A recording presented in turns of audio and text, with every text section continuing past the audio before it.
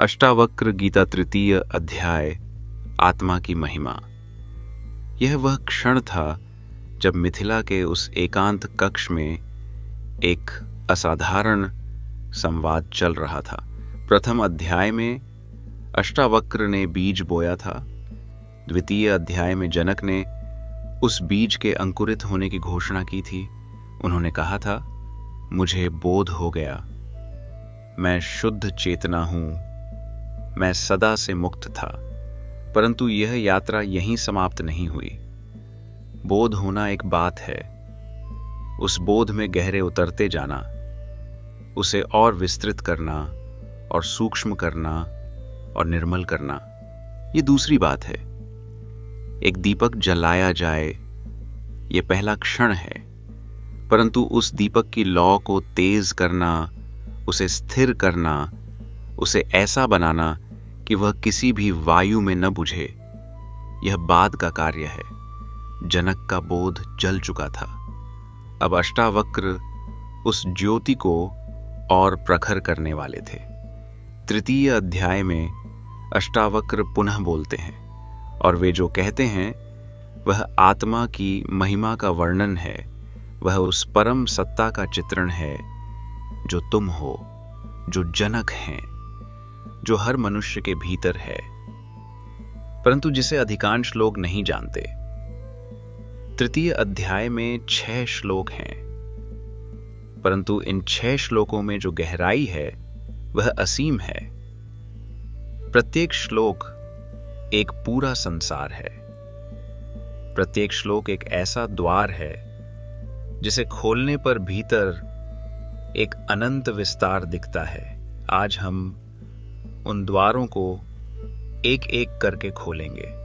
वह प्रश्न जो तृतीय अध्याय को जन्म देता है, द्वितीय अध्याय के अंत में जनक ने जो कहा वह सुनकर अष्टावक्र जानते थे कि शिष्य ने पहला कदम उठाया है, बोध की पहली किरण फूटी है। परंतु एक सूक्ष्म प्रश्न था। जनक ने कहा था, मैं शुद्ध चेतना हूं, परंतु क्या यह केवल एक बौद्धिक स्वीकृति थी या वास्तविक अनुभव था? और यदि अनुभव था तो क्या वह अनुभव इतना गहरा था कि जीवन की हर परिस्थिति में स्थिर रहे? जब कोई कठिनाई आए तो क्या जनक फिर से शरीर में सिमट जाएंगे? जब कोई भय उत्पन्न हो तो क्या बोध डोलेगा? अष्टावक्र इन प्रश्नों को जानते थे और इसीलिए उन्होंने तृतीय अध्याय में आत्मा की महिमा का ऐसा विस्तृत वर्णन किया ताकि जनक का बोध केवल एक क्षण का अनुभव न रहे, बल्कि जीवन की स्थायी अवस्था बन जाए। जब तुम किसी वस्तु की महिमा गहराई से जानते हो तो उसे खोने का भय नहीं रहता। जब तुम आत्मा की महिमा को पूरी गहराई से जान लो तो उससे विचलित होने का प्रश्न नहीं उठता। यही तृतीय अध्याय का प्रयोजन है। पहला श्लोक, तुम ही वह हो जिसमें यह सब है। अष्टावक्र ने कहा, हे जनक, तुम वह विशाल चेतना हो जिसमें यह समस्त जगत एक नाव की भांति तैर रहा है। तुम बंधन और मोक्ष दोनों से परे हो, ऐसा जानकर प्रसन्न रहो। यह पहला श्लोक है और इसमें एक असाधारण उपमा है, नाव और समुद्र की उपमा। साधारण दृष्टि से हम सोचते हैं हम इस संसार में हैं, हम एक छोटे से जीव हैं जो इस विशाल संसार में कहीं खोए हुए हैं। यह संसार हमसे बहुत बड़ा है, हम इसमें बहते हैं। परंतु अष्टावक्र कह रहे हैं, नहीं, यह उल्टा है। तुम वह विशाल चेतना हो, वह समुद्र जिसमें यह संसार तैर रहा है। यह संसार तुम में है, तुम इस संसार में नहीं। यह कैसे संभव है? इसे समझने के लिए एक बार फिर उस गहरी बात पर विचार करो। जब तुम स्वप्न देखते हो तो स्वप्न में एक पूरा संसार होता है, लोग होते हैं, घटनाएं होती हैं, स्थान होते हैं, और यह पूरा संसार कहाँ है? तुम्हारी चेतना में। वह सारा स्वप्न संसार तुम्हारी चेतना में था। तुम उस स्वप्न संसार में नहीं थे, तुम में था। वैसे ही यह जागृत संसार भी उस विशाल चेतना में है। वह चेतना तुम हो। यह केवल एक दार्शनिक सिद्धांत नहीं है, यह एक अनुभव है। जब यह अनुभव होता है तो न भय रहता है न अकेलापन, क्योंकि जो सब कुछ है वह तुम ही हो। अष्टावक्र कह रहे हैं, तुम बंधन और मोक्ष दोनों से परे हो। यह बात और भी गहरी है। बंधन, यह भाव कि मैं किसी सीमा में बंद हूं। मोक्ष, यह भाव कि मुझे उस बंधन से छूटना है। परंतु यदि तुम वह विशाल चेतना हो जिसमें यह सब है, तो तुम्हें किसने बांधा? और यदि कोई बंधन नहीं था तो मोक्ष किससे? बंधन और मोक्ष दोनों उस व्यक्ति के लिए हैं जो स्वयं को सीमित मानता है। जब यह जान लिया कि मैं असीम हूं, तो न बंधन रहा न मोक्ष की आवश्यकता। और इसीलिए अष्टावक्र कहते हैं, प्रसन्न रहो। यह आदेश नहीं है, यह स्वाभाविक परिणाम है।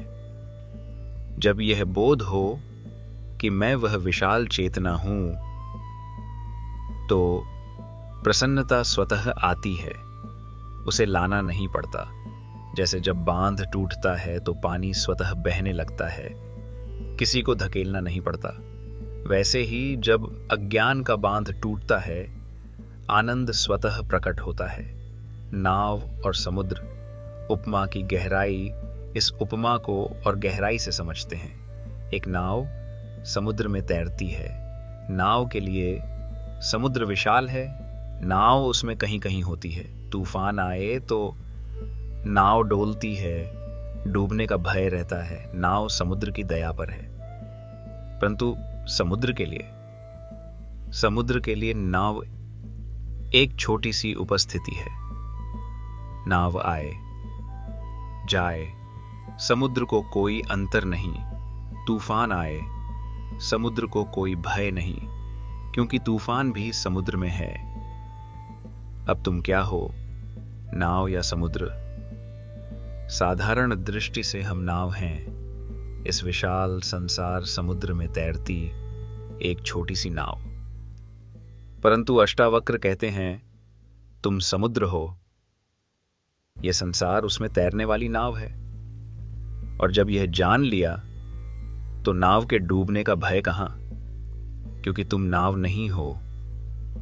यह शरीर नाव है, यह मन नाव है, ये जीवन की परिस्थितियां, सुख दुख, सफलता विफलता, ये सब नावें हैं। परंतु तुम वह विशाल चेतना, तुम समुद्र हो। यह बोध जिसे हो जाए, उसे किसका भय?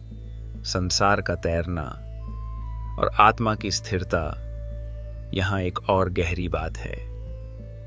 नाव समुद्र में तैरती है, परंतु समुद्र तैरता नहीं। समुद्र स्थिर है, नाव चलती है, समुद्र अडिग है। वैसे ही यह संसार, यह जगत, यह परिवर्तनशील है। यहां सब कुछ बदलता है, ऋतुएं बदलती हैं, जीव जन्म लेते हैं, मरते हैं, साम्राज्य बनते हैं, टूटते हैं, विचार आते हैं, जाते हैं। परंतु वह चेतना, वह आत्मा अपरिवर्तनीय है। वह न बदलती है, न बढ़ती है, न घटती है। जैसे आकाश में बादल आते जाते हैं, परंतु आकाश वही रहता है। जैसे नदी में जल बदलता रहता है, परंतु नदी का तट वही रहता है।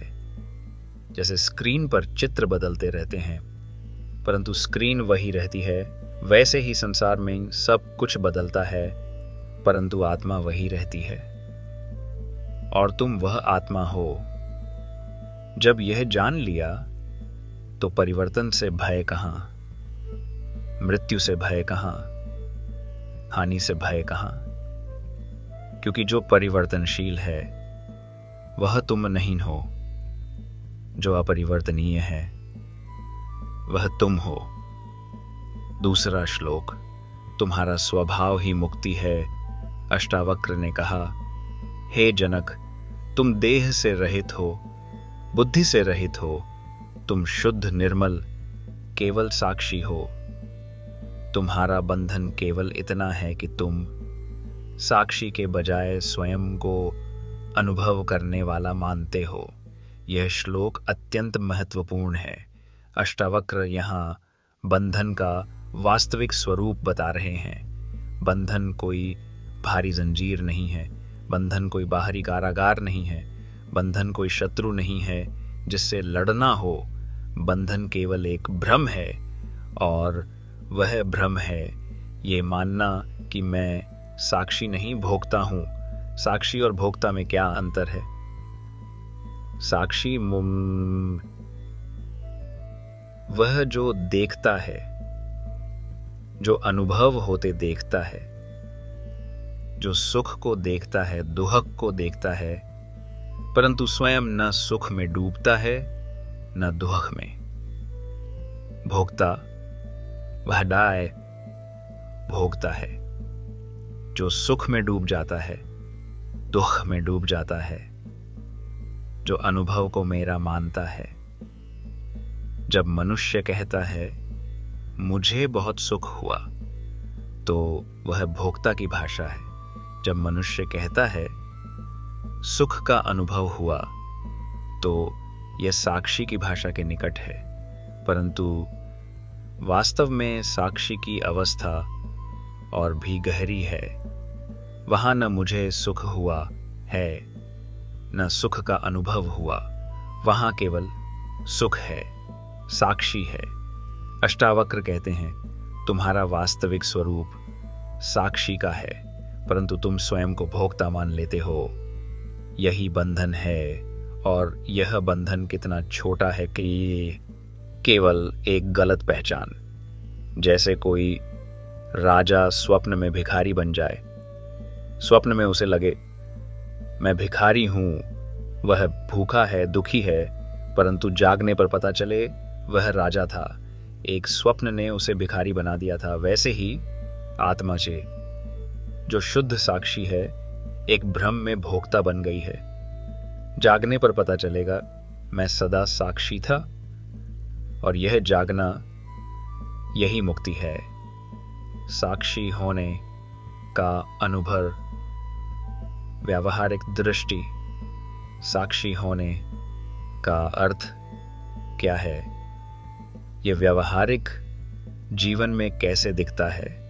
एक उदाहरण लो, कोई व्यक्ति तुम्हारे बारे में कुछ बुरा कहता है, साधारण प्रतिक्रिया क्रोध आता है, मन में विचार उठते हैं ये क्यों बोला, मैं इसे क्या जवाब दूं, मेरे बारे में ये गलत है, ये भोक्ता की प्रतिक्रिया है। मेरे बारे में कहा, मुझे ठेस लगी। साक्षी की अवस्था में वही करना हो व सुहाई डे वर्तु जो होगा वो बिल होगा, साक्षी देखेगा कुंभा वो है। कोई बोल रहा है, शब्द हैं, मन में एक हलचल हो रही है, ये सब हो रहा है, परंतु ये सब मुझे आत्मा को कि प्रभावित नहीं कर रहा। ये शरीर सुन रहा है, ये मन प्रतिक्रिया कर रहा है, परंतु मैं जो इन सब का देखने वाला हूं वह अस्पृश्य हूं। क्या इसका अर्थ है कि साक्षी कुछ करता नहीं, कि वह निष्क्रिय हो जाता है? नहीं, साक्षी सबसे उचित प्रतिक्रिया देता है, क्योंकि उसकी प्रतिक्रिया क्रोध या भय से नहीं स्पष्टता से आती है। जब मन शांत हो तो उचित क्रिया स्वतः प्रकट होती है, जैसे शांत जल में प्रतिबिंब स्पष्ट दिखता है, हिले हुए जल में नहीं। तीसरा श्लोक, वह जो कभी जन्मा नहीं, कभी मरेगा नहीं। अष्टावक्र ने कहा, हे जनक, यदि तुम स्वयं को मुक्त मानते हो तो मुक्त हो, यदि स्वयं को बंधा मानते हो तो बंधे हो। यह सत्य है कि जैसा तुम सोचते हो वैसे ही बन जाते हो। यह जगत की विचित्रता है। यह श्लोक प्रथम अध्याय में भी आया था, परंतु तृतीय अध्याय में इसका एक विशेष प्रयोजन है। जनक को बोध हो चुका था, परंतु अष्टावक्र जानते थे कि यह बोध अभी नाजुक है। जैसे नवजात शिशु को सावधानी से रखना होता है, वैसे ही नया बोध नाजुक होता है। इसीलिए वे फिर से ये बात कह रहे हैं, यदि तुम मुक्त मानते हो तो मुक्त हो। ये एक निरंतर याद दिलाना है, क्योंकि जीवन में ऐसे क्षण आते हैं जब बोध डोलने लगता है। जब कोई बड़ी समस्या आती है तो मन फिर से पुराने ढर्रे पर लौटना चाहता है। उस क्षण यह याद रखना आवश्यक है, मैं शुद्ध चेतना हूं, मैं इस परिस्थिति से परे हूं। यह समस्या मेरी है, परंतु मैं इस समस्या नहीं हूं। यह याद रखना, यही साधना है। और जितना अधिक यह याद रहे, उतना अधिक बोध स्थिर होता है। एक नई आदत बनाने में समय लगता है। पुरानी आदत, मैं शरीर हूं, मैं मन हूं, यह बहुत पुरानी है, जन्मों की है।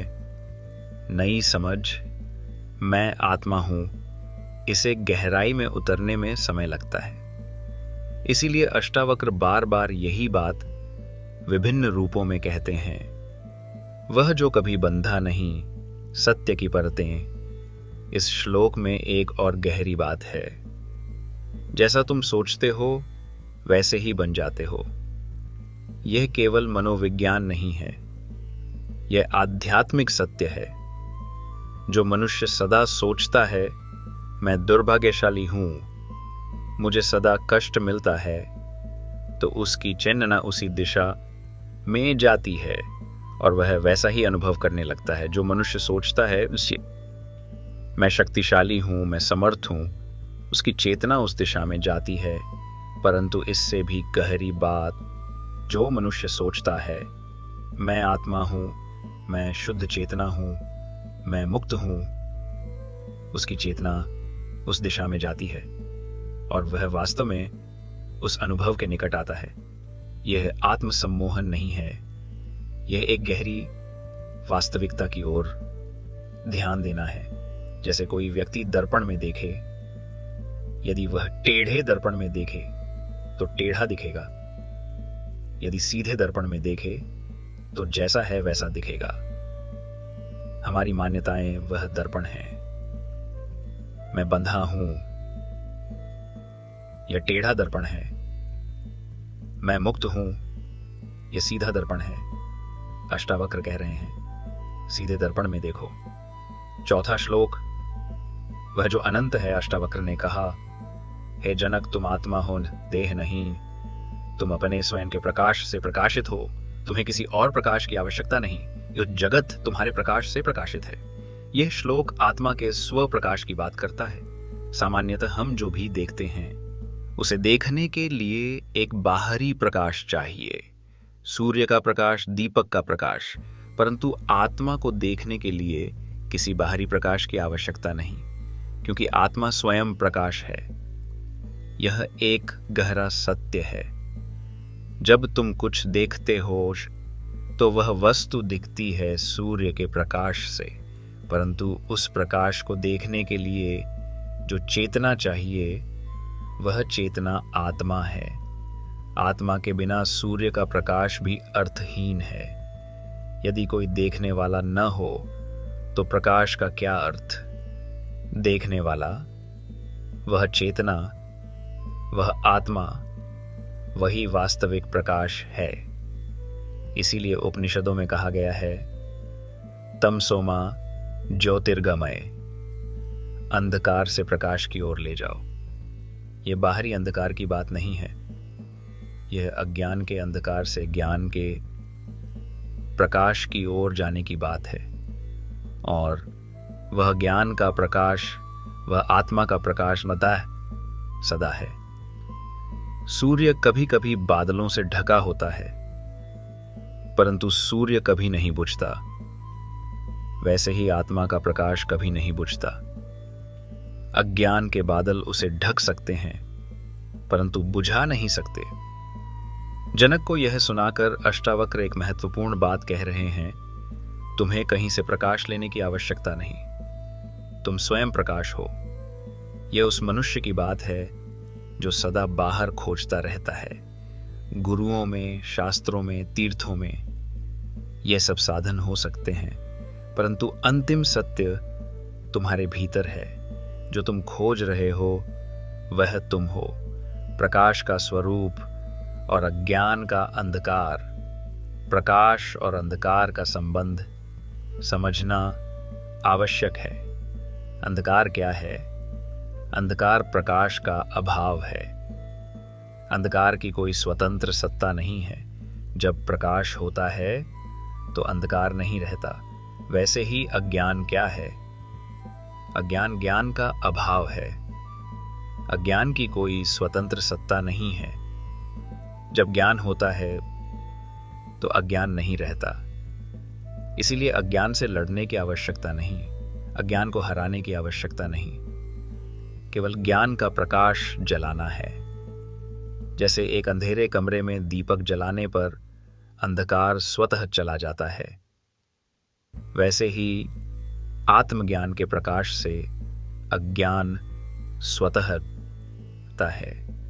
और यह प्रकाश, यह आत्मा का प्रकाश सदा जलता है। हमें केवल उसकी ओर देखना है।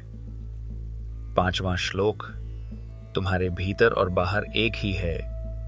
अष्टावक्र ने कहा, हे जनक, यह जगत तुम्हारी अज्ञानता से उत्पन्न हुआ प्रतीत होता है। वास्तव में तुम एक हो। न तुम में भेद है, न तुमसे बाहर कोई भेद है। तुम शुद्ध एक रस शांत ब्रह्म हो। यह श्लोक अद्वैत का मूल सत्य है। एक, यह शब्द बहुत साधारण लगता है, परंतु इसकी गहराई असाधारण है। हम जो दुहक अनुभव करते हैं उसका मूल कारण क्या है? भेद। जब मैं और तुम का भेद होता है तब संघर्ष होता है। जब मेरा और तेरा का भेद होता है तब लालच और ईर्ष्या होती है। जब अपना और पराया का भेद होता है तब घृणा और युद्ध होते हैं। यह समस्त मानव दुख का मूल है, भेद। और अष्टावक्र कहते हैं, यह भेद वास्तविक नहीं है, यह अज्ञान से उत्पन्न भ्रम है। वास्तव में सब एक है। जैसे एक ही सोने से अनेक आभूषण बनते हैं, अंगूठी, हार, कड़ा, परंतु सबका मूल एक ही है, सोना। वैसे ही इस जगत के सब रूप, सब प्राणी, सब वस्तुएं उसी एक चेतना की अभिव्यक्ति हैं। जब यह जान लिया तो भेद मिट जाता है, और भेद के मिटते ही दुहक का मूल कारण मिट जाता है। यह बहुत बड़ी बात है। समस्त धर्म, समस्त नैतिकता, समस्त प्रेम का आधार यही है, एकता। प्रेम अपने प्रियजन से करो, यह सीमित है। प्रेम सबसे करो, यह विस्तृत है। सब में एक ही चेतना देखो, यह पूर्ण है। जब तुम दूसरे में वही चेतना देखते हो जो तुम में है, तो प्रेम स्वतः होता है, उसे करना नहीं पड़ता। जैसे अपने हाथ से अपने पांव को चोट लगे पर तो दर्द होता है, क्योंकि दोनों एक एक ही शरीर के हिस्से हैं। वैसे ही जब यह जान लिया कि सब एक हैं, तो दूसरे को कष्ट देना असंभव हो जाता है, क्योंकि वह कष्ट तुम्हें ही होगा। एकरसशीम ने वह स्थिति जो सदा एक सी है। इस श्लोक में एक शब्द है एकरस। एकरस का अर्थ है जो सदा एक सा रहे, जिसमें कोई उतार चढ़ाव न हो। जल का एक गुण है प्रवाह। जल हमेशा नीचे की ओर बहता है, यह जल का स्वभाव है। आत्मा का स्वभाव है एकरसता। आत्मा न कभी प्रसन्न होती है, न कभी दुखी, न कभी उत्साहित, न कभी निराश, न कभी डरती है, न कभी निर्भय होती है। यह सब मन के स्तर पर होता है। आत्मा वह एक रस चेतना, सदा शांत, सदा पूर्ण, सदा निर्मल। यह सुनकर मन में एक प्रश्न उठता है, यदि आत्मा न प्रसन्न होती है, न दुखी, तो क्या ज्ञानी के जीवन में कोई भावना नहीं? नहीं, ऐसा नहीं है। ज्ञानी के जीवन में भावनाएं होती हैं। वह हंसता है, रोता है, प्रेम करता है, परंतु अंतर यह है, वह इन भावनाओं का साक्षी है। वह इनमें डूबता नहीं। जैसे एक कुशल नाविक समुद्र में नाव चलाता है, तूफान भी आए, वह नाव संभालता है, परंतु वह नाव नहीं है, वह नाविक है। वैसे ही ज्ञानी जीवन में रहता है, परंतु जीवन की लहरों में डूबता नहीं। छठा श्लोक। तुम कर्म से परे हो, अष्टावक्र ने कहा। हे जनक, यद्यपि तुम कर्म करते हो, शरीर चलता है, इंद्रियां काम करती हैं, परंतु वास्तव में तुम कुछ नहीं करते। कर्ता होने का भाव ही बंधन है, उसे त्याग दो। यह श्लोक कर्म और कर्तृत्व के संबंध को स्पष्ट करता है। कर्म होते हैं। जनक राज्य चलाते हैं, यह कर्म है। वे भोजन करते हैं, यह कर्म है। वे बोलते हैं, सुनते हैं, यह कर्म है। यह सब होता रहेगा, परंतु प्रश्न है, कर्ता कौन है? यदि तुम सोचते हो मैं कर रहा हूं, तो कर्ता तुम हो, और तब कर्म का फल तुम्हारा है। तुम उससे बंधे हो। परंतु यदि तुम जानते हो शरीर कर रहा है, मन कर रहा है, मैं आत्मा केवल देख रहा हूं, तो कर्ता तुम नहीं हो और फल का बंधन भी नहीं। यह भगवत गीता का भी केंद्रीय संदेश है। कर्म करो, फल की चिंता मत करो। परंतु अष्टावक्र और भी गहरे जाते हैं। वे कहते हैं, केवल फल छोड़ो नहीं, कर्ता का भाव छोड़ो। जब कर्ता का भाव जाता है, तो फल की चिंता स्वतः जाती है, क्योंकि फल किसे मिलेगा? कर्ता नहीं है, तो फल किसका? यह अत्यंत सूक्ष्म अवस्था है, और यह अवस्था केवल विचार से नहीं आती, अनुभव से आती है। जब गहरी ध्यान अवस्था में या किसी पल जब मन शांत हो, तुम अनुभव करते हो कि मैं नहीं हूं, केवल चेतना है, तब इस श्लोक का अर्थ समझ में आता है। वह अनुभव एक झलक देता है कि कर्ता के बिना भी कर्म होता है। श्वास चलती है, कर्ता के बिना। हृदय धड़कता है, कर्ता के बिना। यह जगत चलता है, कर्ताता। आवश्यकता केवल अहंकार को है, आत्मा को नहीं। कर्म और कर्तृत्व एक गहरी पड़ताल। यहां एक महत्वपूर्ण प्रश्न उठता है, यदि कर्ता नहीं हूं, दायित्व कैसा? यदि मैंने कुछ गलत किया, और कहूं मैं करता नहीं था, तो क्या यह पलायन है? यह एक बहुत महत्वपूर्ण प्रश्न है और इसका उत्तर भी उतना ही महत्वपूर्ण है। अष्टावक्र की शिक्षा केवल उन्हीं के लिए है जिनका बोध परिपक्व है। जो व्यक्ति वास्तव में कर्ता के भाव से मुक्त है, उसके कर्म स्वतः उचित होते हैं, क्योंकि उसके कर्म अहंकार से नहीं स्वभाव से आते हैं, और स्वभाव से आने वाले कर्म सदा धर्म के अनुरूप होते हैं। परंतु जो व्यक्ति अभी भी अहंकार में है और वह कहे मैं करता नहीं हूं, तो यह केवल बचाव है, यह सत्य नहीं है। इसीलिए अष्टावक्र गीता की शिक्षा धीरे धीरे ग्रहण करनी है। जैसे जैसे बोध गहरा होता है, वैसे वैसे यह सत्य जीवन में उतरता है। जनक राजा थे, वे राज्य चलाते थे, वे न्याय करते थे, वे युद्ध और शांति के निर्णय लेते थे, परंतु बोध के बाद उनके कर्म भिन्न थे। पहले मैं राजा हूं, मेरा राज्य है, मुझे इसे बचाना है। बाद में यह राजत्व मेरी भूमिका है, इसे मैं पूरी निष्ठा से निभाऊंगा, परंतु इससे मेरी पहचान नहीं है। यह अंतर बहुत बड़ा है। तृतीय अध्याय और उसकी विशेषता, एक विहंगम दृष्टि। तृतीय अध्याय की विशेषता यह है कि यह जनक के बोध को एक नई ऊंचाई पर ले जाता है। प्रथम अध्याय में बोध का बीज बोया, द्वितीय अध्याय में बोध का अंकुर फूटा, तृतीय अध्याय में वह अंकुर एक पौधे का रूप लेने लगा।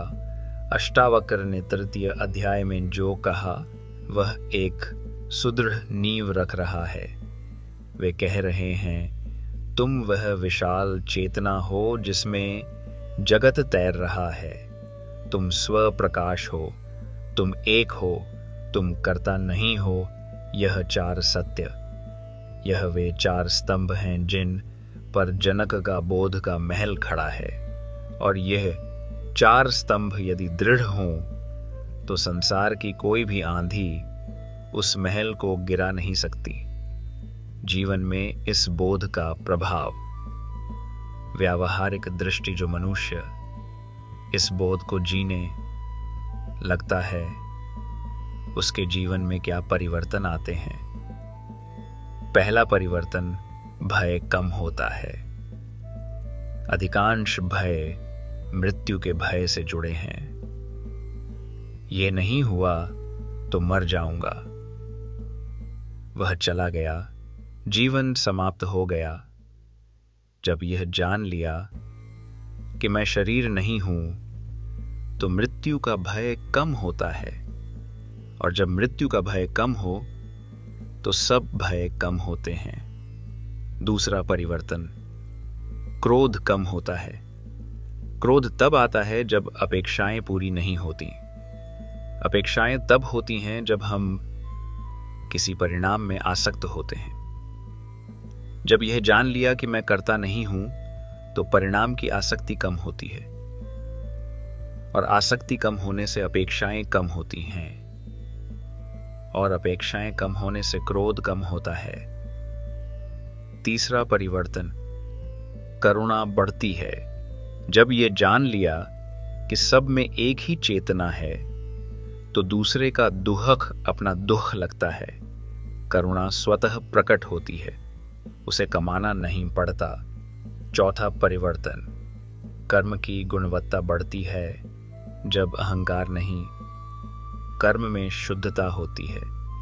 जब आसक्ति नहीं, तो कर्म में ऊर्जा होती है। जब भय नहीं, तो कर्म में साहस होता है। यह सब परिवर्तन आत्मज्ञान के स्वाभाविक फल हैं। किसी को बाहर से थोपना नहीं पड़ता। वह जो अनुभव किया, जनक की दृष्टि से जनक इन सब बातों को सुन रहे थे, और एक बात वे अनुभव कर रहे थे जब अष्टावक्र कह रहे थे, तुम वह विशाल चेतना हो जिसमें जगत तैर रहा है, तो जनक के भीतर कुछ होता था, एक विस्तार। जैसे कमरे में बैठे हो और अचानक कमरे की छत हट जाए और आकाश दिखे और फिर आकाश भी मिट जाए और केवल विस्तार रहे। वैसे ही जनक अनुभव करते थे जब यह बोध जागता था। मन की सीमाएं मिट जाती थीं, शरीर की सीमा मिट जाती थी, मन की सीमा मिट जाती थी और जो बचता था वह असीम था। इस असीम का अनुभव शब्दों में नहीं आता, परंतु जनक ने इसे जिया। तृतीय अध्याय का विशेष संदेश संसार में रहते हुए मुक्ति तृतीय अध्याय का एक विशेष संदेश है। यह मुक्ति के लिए संसार छोड़ने की बात नहीं करता। जनक राजा थे और वे बोध के बाद भी राजा रहे। उन्होंने राज्य नहीं छोड़ा, परिवार नहीं छोड़ा, परंतु उनका जीवन मूलतः बदल गया। यह अष्टावक्र गीता की सबसे क्रांतिकारी बात है। भारतीय परंपरा में एक मान्यता थी, मोक्ष के लिए संन्यास आवश्यक है। संसार छोड़ो, वन में जाओ, साधना करो। अष्टावक्र इससे असहमत हैं। वे कहते हैं, मुक्ति किसी स्थान की बात नहीं, मुक्ति एक अंतर्दृष्टि की बात है। तुम राज्य में रहकर भी मुक्त हो सकते हो यदि तुम्हारी दृष्टि बदल जाए, और तुम वन में जाकर भी बंधे रह सकते हो यदि दृष्टि न बदले। जनक इसके जीवंत प्रमाण थे। एक दृष्टांत, दो राजाओं की कथा इस सत्य को समझने के लिए। एक काल्पनिक दृष्टांत, दो राजा थे। पहला राजा महाविलासी, उसके पास सब कुछ था, धन, ऐश्वर्य, सेना, वैभव, परंतु वह सदा असंतुष्ट था और अधिक चाहता था। जो मिला उसे खोने का भय था, जो नहीं मिला उसकी लालसा थी। वह राजा होते हुए भी भिखारी था। दूसरा राजा समझदार, उसके पास भी सब कुछ था, परंतु वह जानता था यह सब मेरी भूमिका है, मेरी पहचान नहीं। राज्य आज है, कल नहीं भी हो सकता। परिवार साथ है, एक दिन बिछड़ेगा। शरीर है, एक दिन जाएगा। यह जानकर वह राजा न किसी वस्तु से चिपकता था, न किसी वस्तु से भागता था। वह सब कुछ करता था, परंतु भी नहीं था। पहला राजा बंधा था, भले ही सब कुछ था। दूसरा राजा मुक्त था, परंतु जीता तय, भले ही सब कुछ के बीच था। जनक दूसरे राजा की तरह थे और यह तृतीय अध्याय उन्हें उस अवस्था में और दृढ़ कर रहा था। आत्मा का असीम विस्तार। एक ध्यान तृतीय अध्याय को पढ़ते समय एक ध्यान करना उचित है। आंखें बंद करो और अनुभव करो, यह जो मैं हूं, इसकी सीमा कहां है? शरीर की सीमा है यह चमड़ी, परंतु क्या मैं केवल चमड़ी तक सीमित हूं? श्वास लेते हो, वायु भीतर आती है, वह वायु क्या मेरी है? श्वास छोड़ते हो, वायु बाहर जाती है, वह कहां जाती है? प्रकाश आंखों में आता है, वह प्रकाश कहां से आया? सूर्य से। सूर्य कहां है? आकाश में। तो मेरी मैं कहां तक है? जितना अधिक इस प्रश्न में उतरो, उतना अधिक सीमाएं धुंधली होती हैं और एक पल आता है जब सीमा ही नहीं दिखती, केवल असीम विस्तार। वह विस्तार तुम हो। यही अष्टावक्र कह रहे हैं। जब बोध स्थिर होता है तब क्या होता है? जनक के जीवन में यह बोध धीरे धीरे स्थिर होता जा रहा था, और जब बोध स्थिर होता है जीवन का रंग बदल जाता है। पहले एक अच्छी घटना होती थी तो प्रसन्नता होती थी, बुरी घटना होती थी तो दुहक होता था। बाद में घटनाएं वही रहीं, परंतु उनसे डोलना कम हुआ। ये डोलना पूरी तरह नहीं जाता, तुरंत नहीं। ये एक प्रक्रिया है, परंतु एक बात बदल जाती है। भीतर एक साक्षी जागता है जो घटना को देखता है और कहता है, यह हो रहा है, परंतु मैं यह नहीं हूं। यह साक्षी की उपस्थिति ही बोध की निशानी है, और यह साक्षी जितना अधिक जागृत हो उतना अधिक बोध स्थिर। तृतीय अध्याय और आगे की यात्रा तृतीय अध्याय समाप्त होता है, परंतु यात्रा जारी है। इस अध्याय में अष्टावक्र ने जो कहा वह एक गहरी नींव है। चतुर्थ अध्याय में वे ज्ञानी की अवस्था का वर्णन करेंगे। पांचवें अध्याय में मोक्ष के स्वरूप की बात होगी, परंतु तृतीय अध्याय के बिना यह सब समझ में नहीं आता, क्योंकि तृतीय अध्याय वह आधार है जिस पर बाकी सब खड़ा है। तुम वह विशाल चेतना हो जिसमें जगत तैर रहा है। यह एक वाक्य यदि इसे गहराई से जान लिया जाए तो बाकी सब स्वतः खुलता जाता है। तृतीय अध्याय का सार संपूर्णता में इस पूरे अध्याय को यदि एक भाव में कहें, तुम सीमित नहीं हो। तुम उस विशाल चेतना हो जिसमें यह सारा संसार समाया है। तुम्हें किसी बाहरी प्रकाश की आवश्यकता नहीं। तुम स्वयं प्रकाश हो। तुम कर्ता नहीं हो, केवल साक्षी हो, और तुम इस जगत से अलग नहीं हो। यह सब तुम में है, तुमसे है। यह जानना यही ज्ञान है। यह जीना यही मुक्ति है। इस ज्ञान में स्थिर रहना यही साधना है। जनक यह सुन रहे थे, और भीतर वह बोध जो प्रथम अध्याय में बीज था, द्वितीय अध्याय में अंकुर था, तृतीय अध्याय में एक वृक्ष का रूप लेने लगा था। वह वृक्ष जिसकी जड़ें इतनी गहरी हों कि कोई आंधी उखाड़ न सके, वृक्ष जिसकी शाखाएं इतनी विस्तृत हों कि सबको छाया दे सके, वृक्ष जो फलेगा और उसके फल से अनेक और जीवन तृप्त होंगे।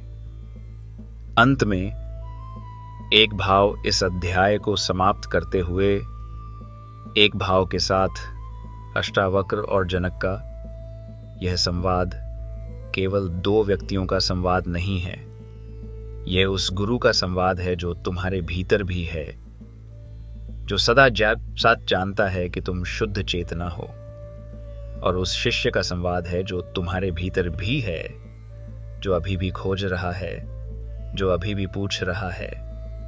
जिस दिन यह दोनों मिल जाएं, जिस दिन भीतर का गुरु और भीतर का शिष्य एक हो जाएं, उस दिन तृतीय अध्याय का सत्य अनुभव में आएगा, और वह अनुभव शब्दों से परे है। चतुर्थ अध्याय की प्रतीक्षा है, जिसमें ज्ञानी की अवस्था का विस्तृत वर्णन होगा।